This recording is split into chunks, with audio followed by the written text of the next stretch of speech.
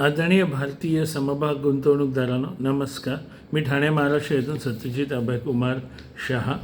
आजचा महत्त्वाचा एक विषय आहे, समभाग विकावे पण केव्हा.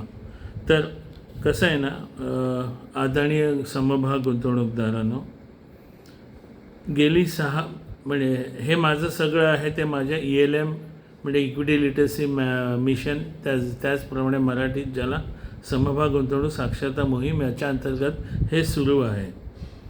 आणि त्याच्यातच हा एक आज 11 सप्टेंबर 2025 हा छोटा व्हिडिओ मी आपल्या माहितीसाठी सादर करीत आहे.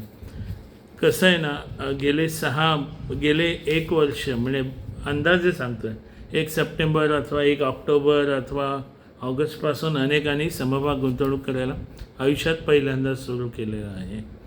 आणि त्यांनी काही अभ्यास न करता, काहीही माहीत नसता त्यांनी समभाग गुंतवणूक सुरू केली. म्हणजे माहीत नाही याचा अर्थ दीर्घकालीन गुंतवणूक काय, म्हणजे लघुकालीन गुंतवणूक काय वगैरे वगैरे काही विचार न करता माझं कधीतरी कुठल्या तरी माझ्या व्हॉट्सअपमध्ये वाचलं असेल दीर्घकालीन चांगलं आहे, मग ते दीर्घकालीन गुंतवणुकीसाठी आले. पण कसं आहे ना, गेले 24 सप्टेंबर 2024पासून समभाग मंडईमध्ये नुसतं वर खाली होतो आहे. त्याच्यामुळे कधी समभाग वर जातो खाली येतो, वर जातो खाली येतो, कधी त्यांनी घेतलेल्या भावापेक्षा वर असतो.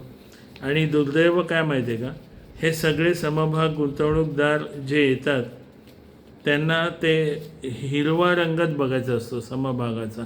लाल रंग दिसला की त्यांची तळपायाची आग मस्तकाला जाते आणि मग त्यांना अक्षरशः अस्वस्थ व्हायला लागतं.